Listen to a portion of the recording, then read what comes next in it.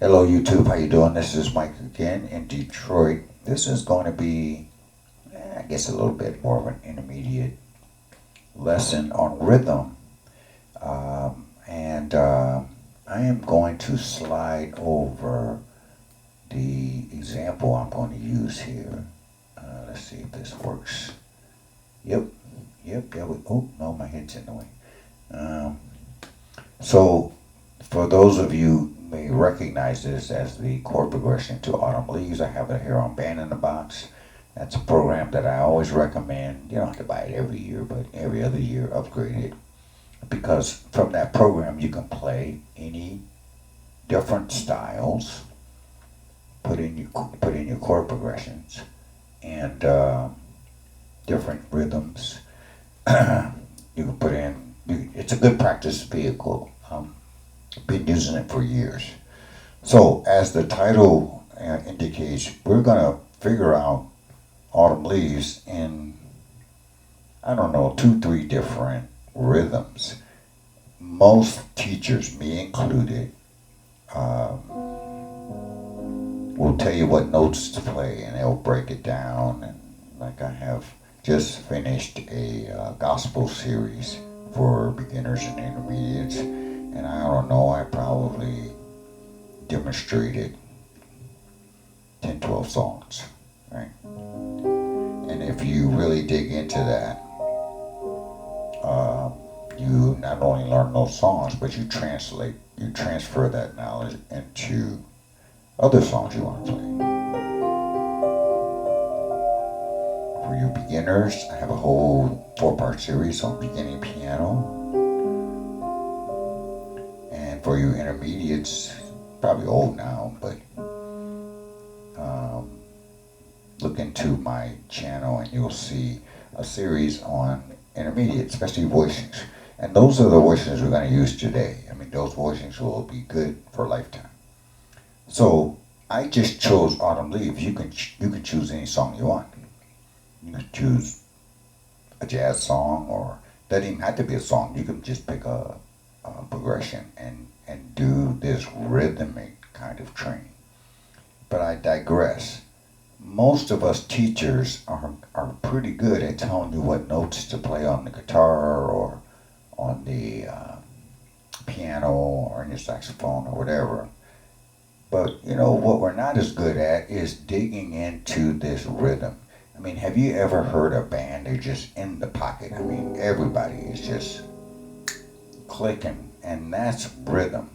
So I'm going to reveal a secret right now, right up front, that the right rhythm is way more important than the right notes. If you're playing in good, solid time and mess up a note, oh, that's forgivable.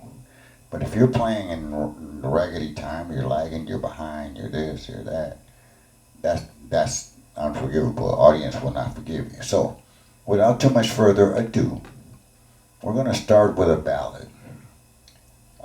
Now, the first thing I'm on the keyboard, so the first thing I want to do is figure out how am I going to voice these chords. Now, I know on Band in the Box, I have a bass player, so I don't have to worry about bass player. So in my left hand, I'm going to choose rootless voicings. So the first chord is a C minor 7. Look right up there if you don't know those voicings. It's really an E flat major chord over a C bass, but the bass player's got that. I'm going to drop my pinky to that F9, and so, and that's going to get me to B flat. That's a 2-5-1 in B flat. You should be able to, so this is voice leading. 2, 5, 1. Now we can get into other theoretical things you can do on that 5 chord. I've done that in other videos, but right now just copy my voicings because I want to restrict this video to getting rhythm down.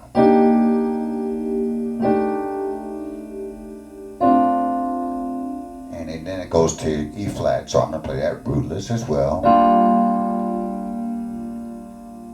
See how my right hand is staying, my left hand, this is my left hand. My left hand is staying pretty standard. Now I got an A minor 7 flat 5, which is, I'll just play that as a 3-note chord.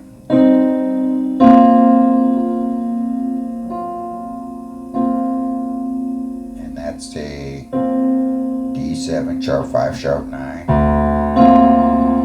over that D, but I don't have to worry about that. As soon as Band in the Box comes on, or your band is playing, the bass player's got that part. So I'm playing all these are as rootless chords. And there's a G minor. Now let's do that one more time.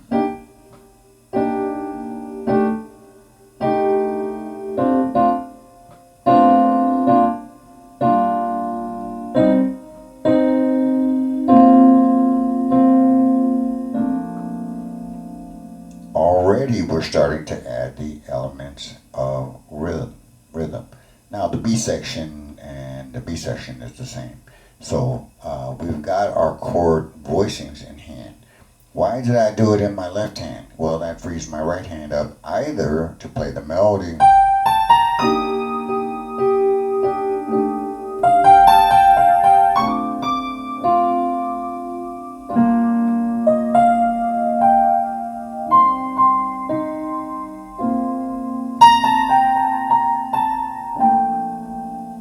or to improvise, and we'll get to that in a minute. But even when you're improvising, it is the rhythm that's king. So let's put on this little ballad. It's got a 4-bar intro, which is just G minor, D7, G minor, D7. So let's try it. And here we go. And we're gonna hear it. We're on 55 beats a minute, so we're in nice slow territory. And we got this.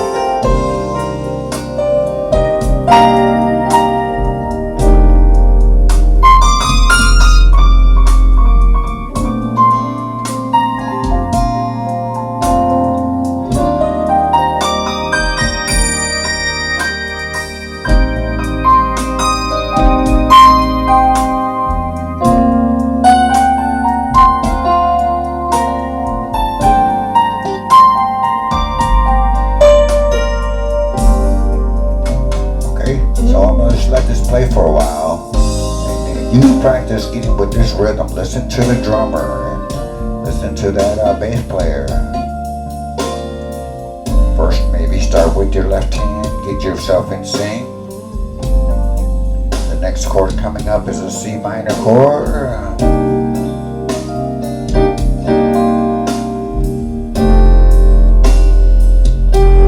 5, 1, 2, B flat. I'm arpeggiating a little bit in my left hand. A minor 7 flat 5.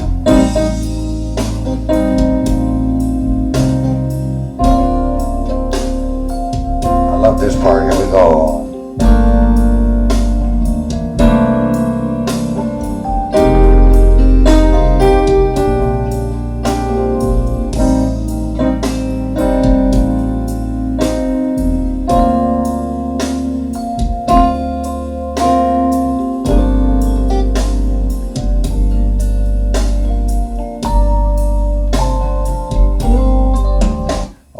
So you get the idea. You want to sync up your guitar, your piano, your horn, whatever you're playing. You really want to now start focusing in on the rhythm. You've been through your exercises, you've been through your note things, you got your voicings, you've done your homework.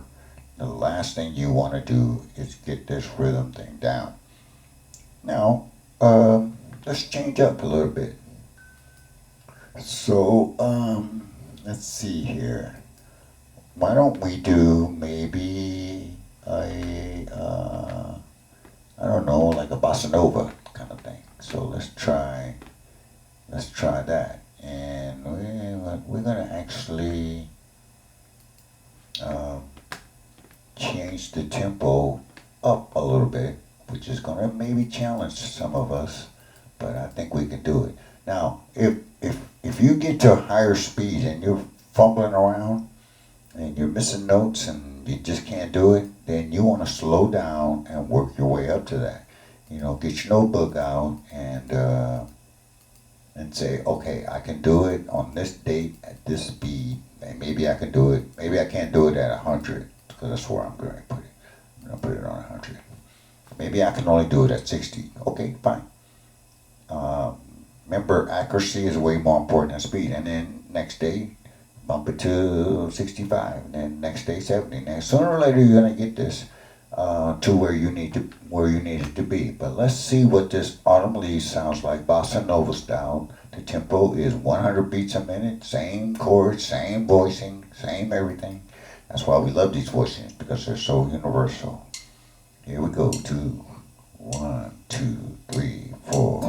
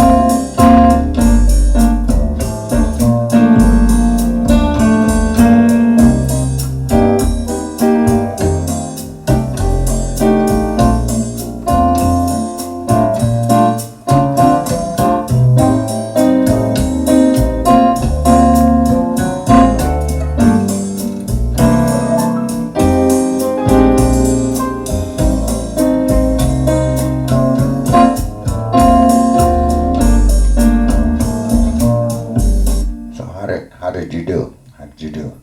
Now you notice I was stabbing at these because that's the way I hear bossa nova music. When I say stabbing, I mean I was going. So I was going.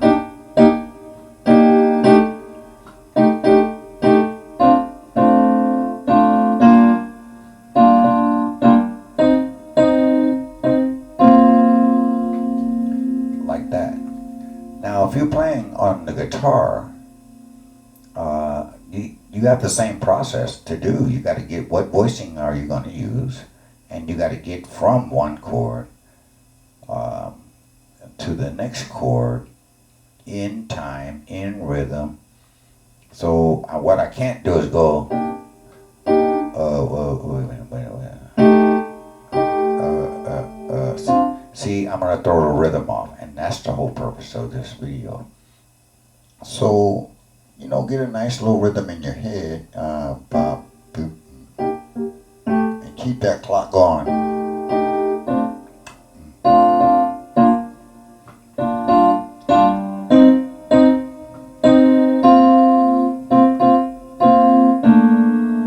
Now, for us piano players, we have the dubious honor of having two hands. So, we call this hand independent. So,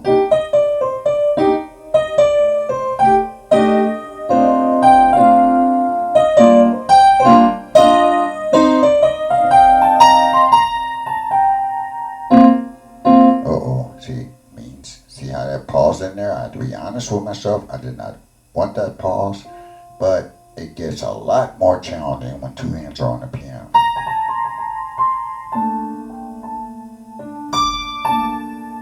So that tells me maybe slow things down again.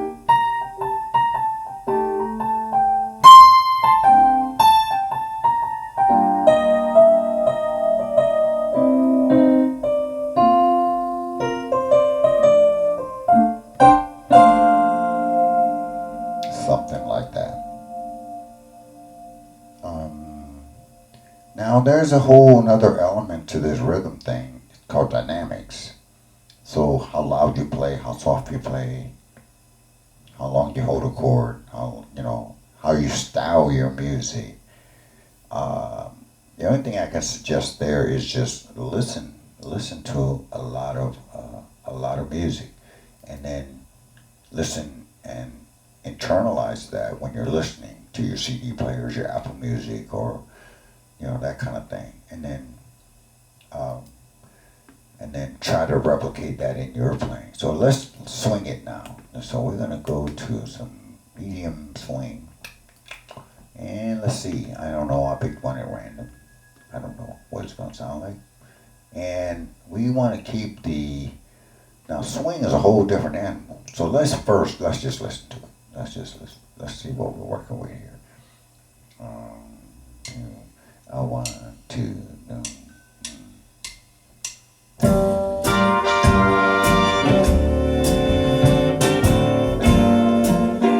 All right, here we go.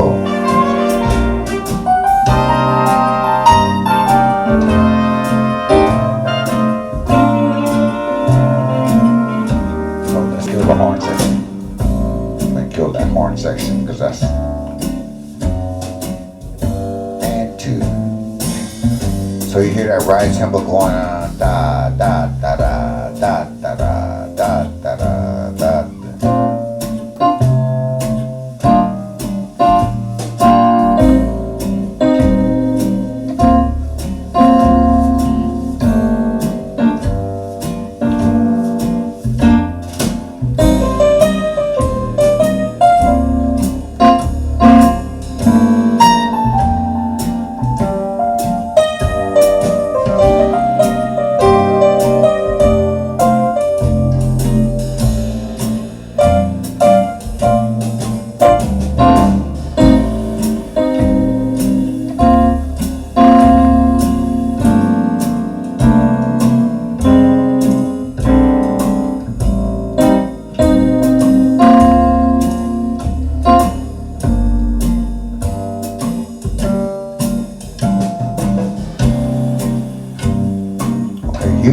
You go, it's your turn. So you want to match your chords and you're improvising. I don't care what instrument you're playing. Your job is to link up with that rhythm section. Da, ba, ba, ba, ba.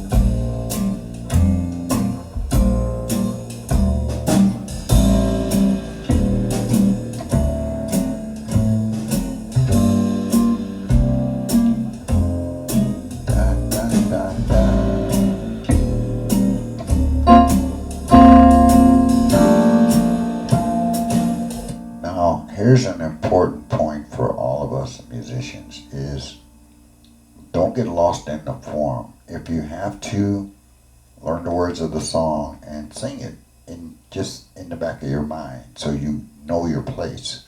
So in this song, let's see.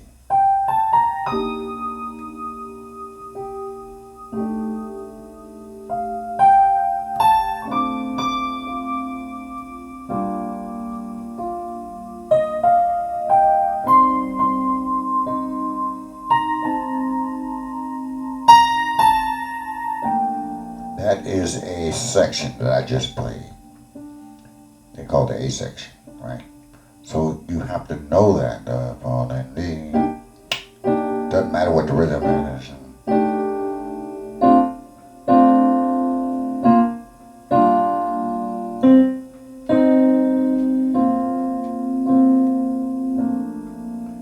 Now, that's the A section, and it repeats. It's an AABA song.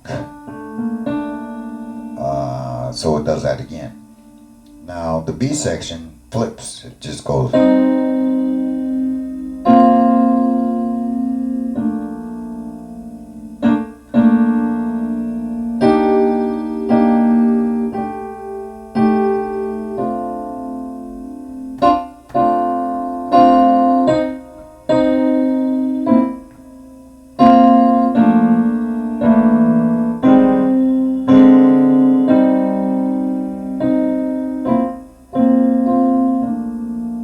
So keep your place in the song, and that is especially true. You have to keep your place if you don't play chords, but that's also true when you're improvising, because at the end of one section there's a little bit of a push. You hear the drummer hit his toms or go and it's pushing to the next section. So keep that in mind too. Well, let's do one more. Let's do maybe some kind of maybe, I don't know. Let's do like a hip hop or something. Let's see. This is live almost. I have not prearranged this. Maybe I should have, but let's see. What do I have to pick from? Let's try some kind of a yeah, let's try that. So now I'm gonna lower the tempo maybe to 80, maybe. I'm just guessing. Then I'm gonna listen. Always start with listening, so I can internalize whatever rhythm I'm working with. So I'm blind right now.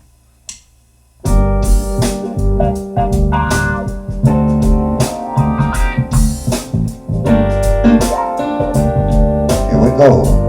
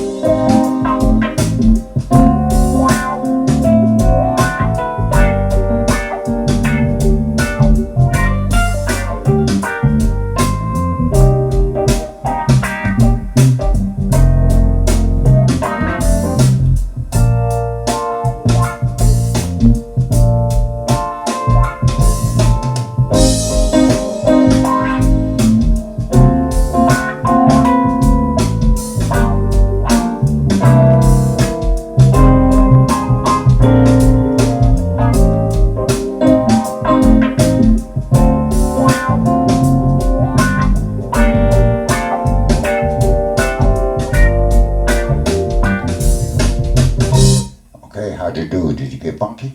Alrighty. Go on with your funky self. Now, why is this kind of thinking important? Because the more you can internalize rhythm, the better musician you're going to be. And even if you can't play along with this video, find some kind of way that you can document your rhythm. I've got a little click track machine over here, and I can set it to any tempo I want. So right now I think it's on like 61.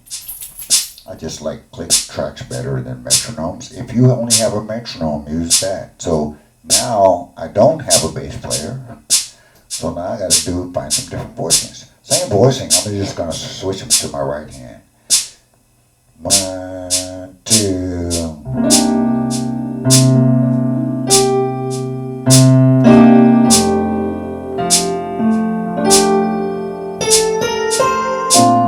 I got my ear on that click track. I wanna be.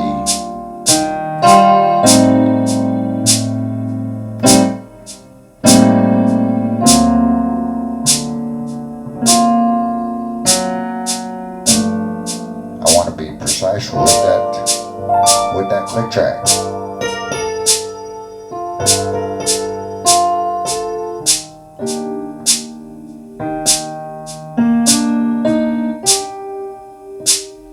Okay, so you get the idea. You can use a metronome, you can use band-in-a-box, you can use, okay, let me kill the click track over here.